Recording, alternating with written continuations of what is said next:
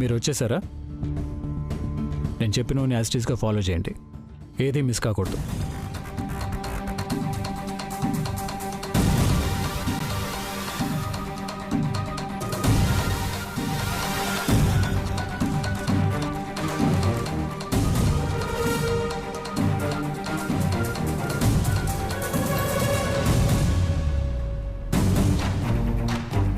అది కాదమ్మా, ఒక ముఖ్యమైన విషయం. వీలైనంత త్వరగా రాగలిగితే బాగుంటుంది.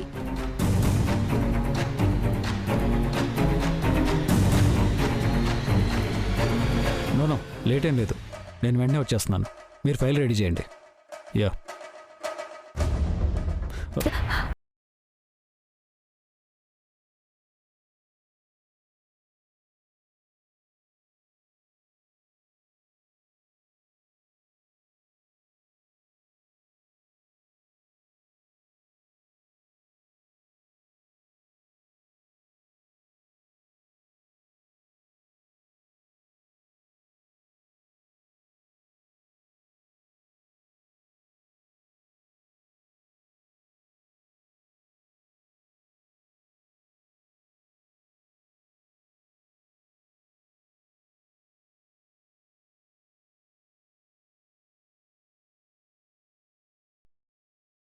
ఇప్పుడు కలవకపోతే మళ్ళీ కలవడం కష్టం. అందుకే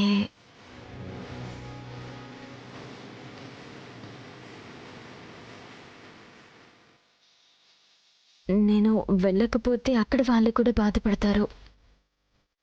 నేను తప్పకుండా వెళ్ళి తీరాలి. సరే. కార్తీక్, కార్తీక్, కార్తీక్!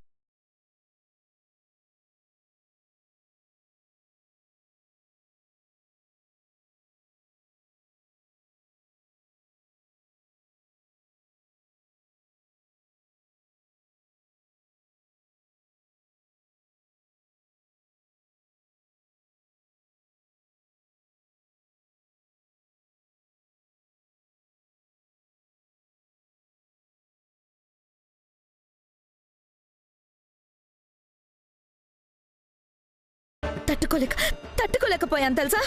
ఏమైందక్క? ఏ విషయం గురించి మాట్లాడేది? ఇన్ని రోజులు ఈ ఊర్లో నువ్వంటే అందరికీ గౌరవం, విలువ ఉండేవి. సిన్సియర్ పోలీస్ ఆఫీసర్గా నీకు మంచి పేరుండేది. కానీ ఈ రోజు ఆ పేరుకి పరువుకి మర్చిపడింది కార్తీక్.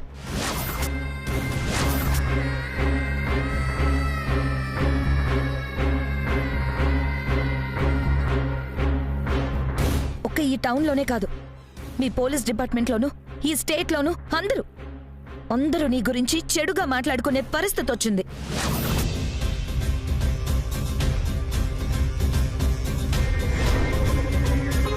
నా గురించి చెడుగా మాట్లాడుకుంటున్నారా? ఏం జరిగిందక్క? చూడు, ఈ పేపర్స్ చూడు, నీకే అర్థమవుతుంది. చూడు.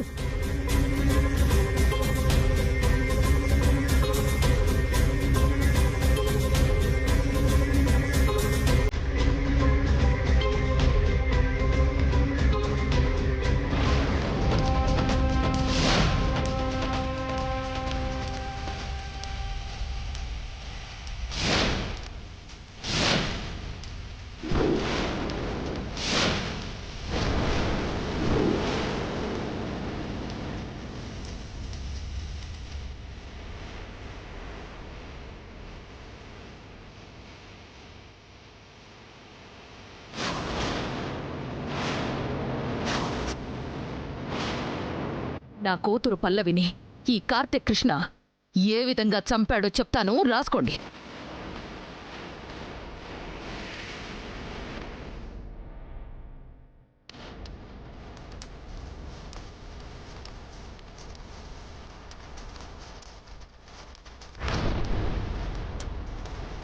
చూసావా ఆ పేపర్స్ నిండా నీ గురించి చెడుగా ఎలా రాశారో చూసావా?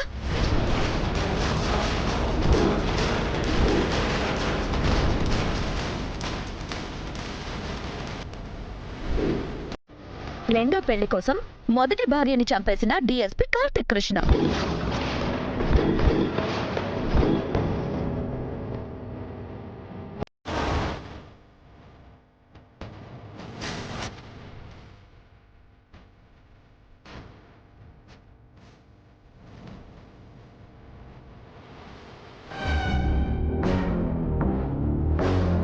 మొదటి భార్యని చంపేసి సైలెంట్ గా రెండో పెళ్లి.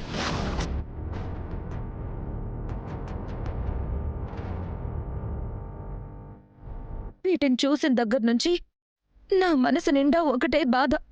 ఇంత అవమానాన్ని నా తమ్ముడు ఎలా తట్టుకోగలడు, నలుగురిలో ఎలా తలెత్తుకొని ఎలా తిరగలడని.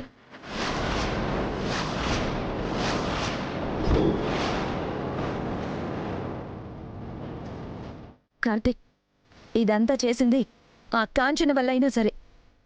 నీకిలాంటి పరిస్థితి రావడానికి, నీ పరువు పోయి నలుగురు నీ గురించి చెడుగా మాట్లాడుకునే దుస్థితి నీకు రావడానికి అసలు కారణం ఎవరో తెలుసా?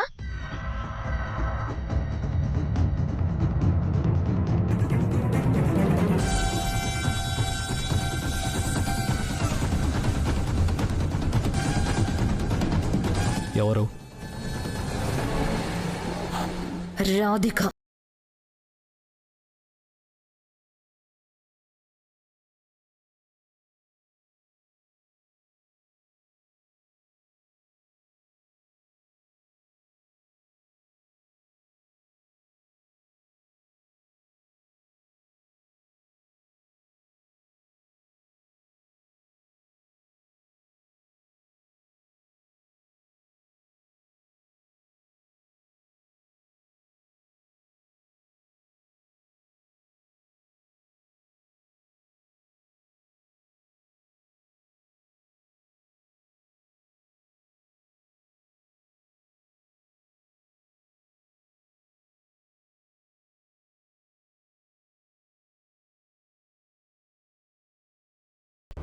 ఇన్ని రోజులుగా వాడు సంపాదించుకున్న పరువు, మర్యాద అన్ని అన్ని మంట కలిసిపోవడానికి ముమ్మాటికి నువ్వే కారణం.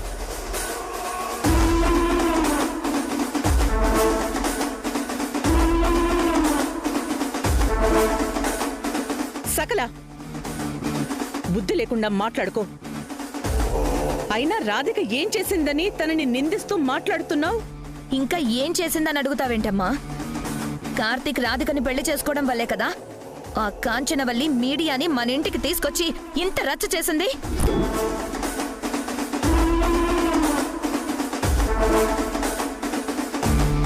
కార్తీక్ పెళ్లి చేసుకోకుండా ఎప్పట్లాగే ఉండుంటే ఈ న్యూసెన్స్ అసలు ఉండుండేవా?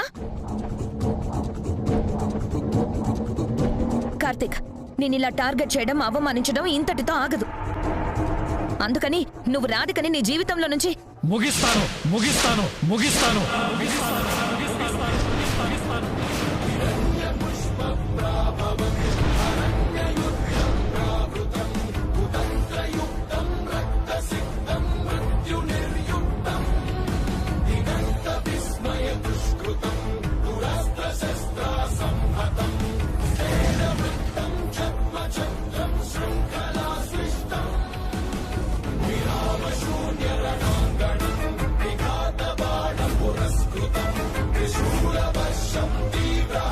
నన్ను విమర్శిస్తున్న వాళ్ళందరి నోళ్ళు 15 రోజుల్లో మూయిస్తాను.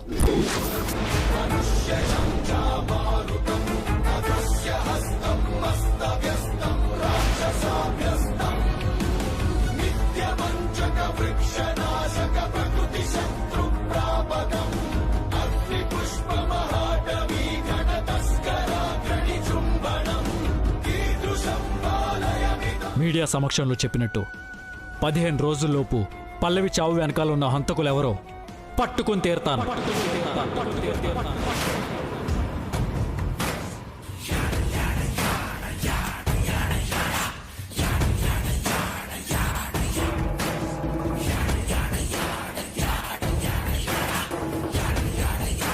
పల్లవి అంటే నాకు ఎంత ప్రాణమో ఇప్పుడు విమర్శిస్తున్న ప్రపంచానికి అర్థమయ్యేలా చెప్తాను.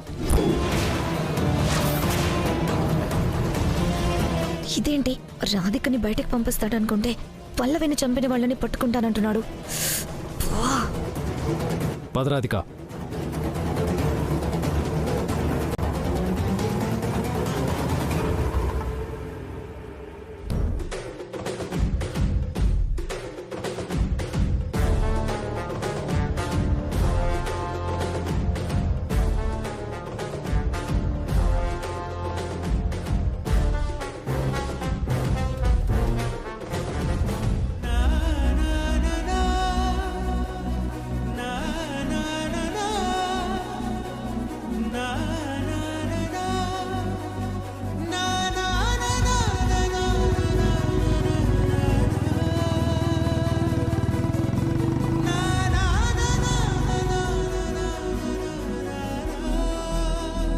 అమ్మా, తమ్ముడి మీద వస్తున్న విమర్శలు ఆపాలంటే ఈ రాధికని ఇంట్లోంచి. సకల, ఈ విషయం గురించి ఈరోజు లేదంటే రేపు మాట్లాడుకుంటారు. ఆ తర్వాత మర్చిపోతారు. అది కాదమ్మా. నా కొడుకు కోడలు అలా బయటికి వెళ్ళడం చూసి నేను చాలా సంతోషంగా ఉన్నాను. ఇలాంటి పనికిమాలిన విషయాల గురించి నాకు చెప్పకు.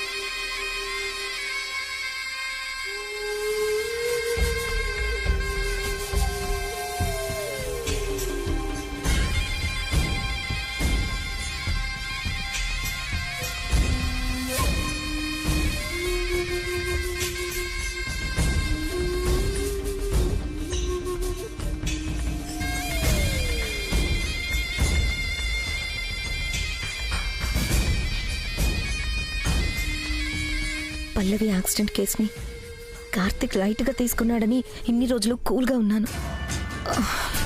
కానీ కార్తిక్ ఇలా సీరియస్గా ఉన్నాడని తెలుసు కూడా నేను ఇంకా కూల్గా ఉంటే నా గొయ్యి నేనే తవ్వుకున్నట్టు అవుతుంది. మనం బ్రతకాలంటే ఇంకొకరిని బలి చేయాలంటారు. సో నేను ఈ కేసులో ఇరుక్కోకుండా బయటపడాలంటే రాధికని బలి చేయాలి. ఎస్, ఇదొక్కటే మార్గం. అందుకే కార్తిక్ పల్లవి కేసులో ఆధారాలు సాధించే లోపే ఆ యాక్సిడెంట్ చేసింది రాధికే అని నేను దొంగ ఎవిడెన్స్ క్రియేట్ చేయాలి. బలిపీఠం ఎక్కించే పనిలోనే ఉండాలి.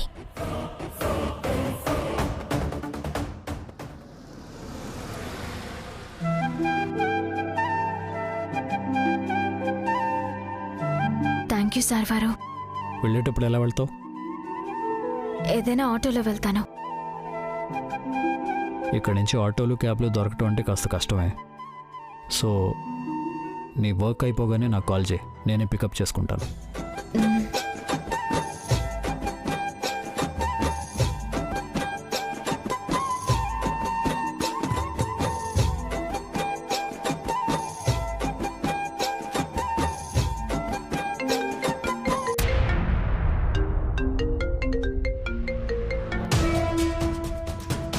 హలో హలో హలో హలో, నా వాయిస్ వినిపిస్తుందా? హలో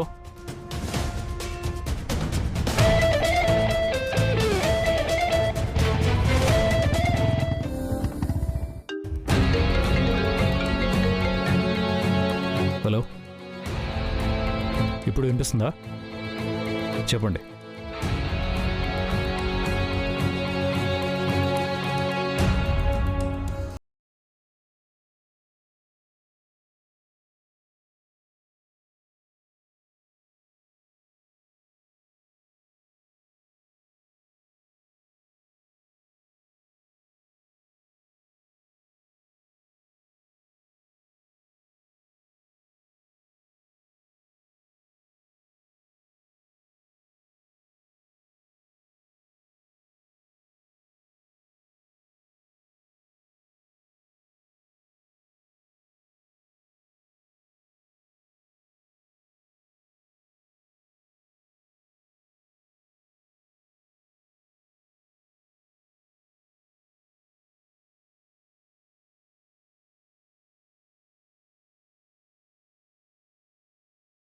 తీసుకెళ్ళట్లేదు. మా నాన్న దగ్గరికి ఎందుకు తీసుకెళ్ళట్లేదు అమ్మమ్మ అని అడిగితే ఏం చెప్పట్లేదు.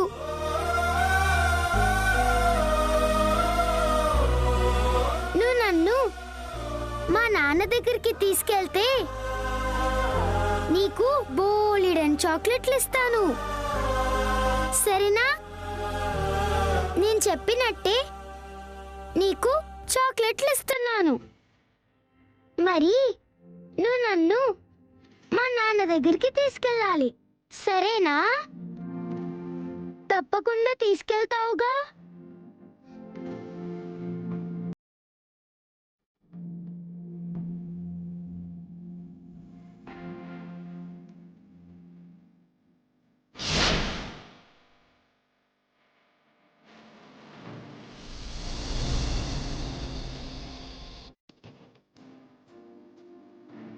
మా నాన్న దగ్గరికి నువ్వు నన్ను తీసుకెళ్ళాలి, ఓకేనా?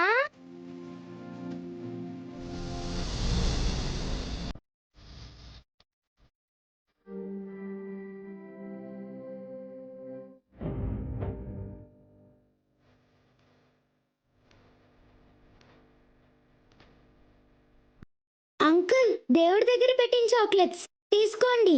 థ్యాంక్ యూ తల్లి. వెల్కమ్.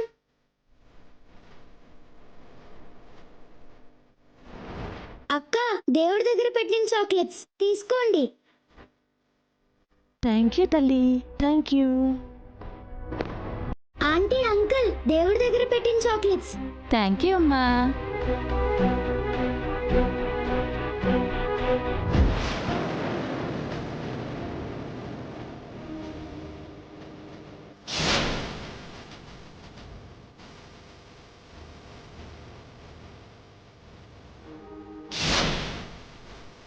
హాయ్ పోలీస్ అంకుల్, ఆయనకు కూడా చాక్లెట్స్ ఇద్దాం.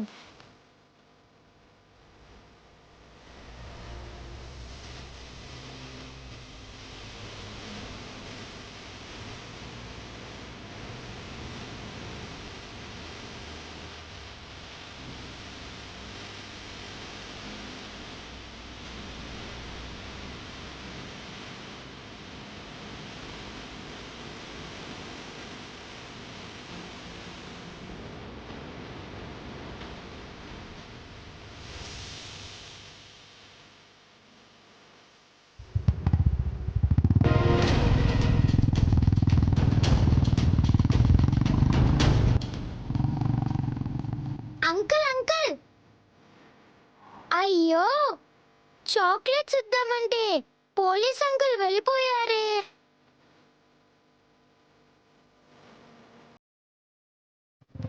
నమస్తే అండి, చెప్పండి. లాస్ట్ టైం అంతర్వేది బీచ్ లో నువ్వు ఒక పాప బొమ్మ గీసావు, అది మా అత్తయ్యకి బాగా నచ్చింది. అప్పటి నుండి మీతో బొమ్మ గీయించుకోవాలని మా అమ్మగారు పట్టుబట్టారు. చాలా కష్టపడి మీ ఫోన్ నెంబరు సంపాదించాను. మా అత్తయ్య కోరిక తీరుద్దామని మిమ్మల్ని పిలిచి బొమ్మ గీయిస్తున్నాం.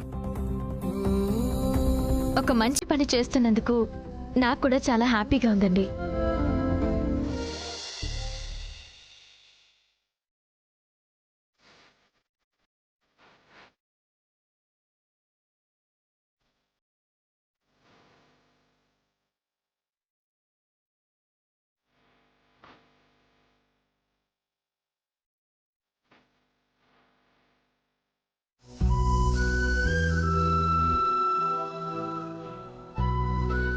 అమ్మా, నన్ను నాన్న దగ్గరికి తీసుకెళ్ళమని దేవుణ్ణి అడిగాను. నువ్వు దేవుడి దగ్గర ఉంటావంటగా అమ్మమ్మ చెప్పింది.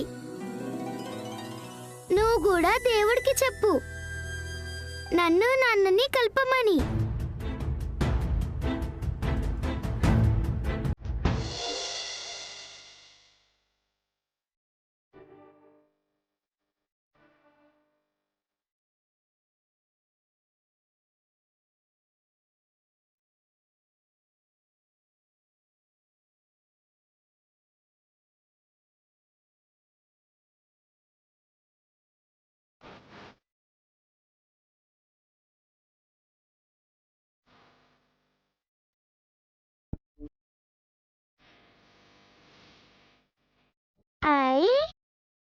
నేను కూడా బొమ్మ గీస్తాను.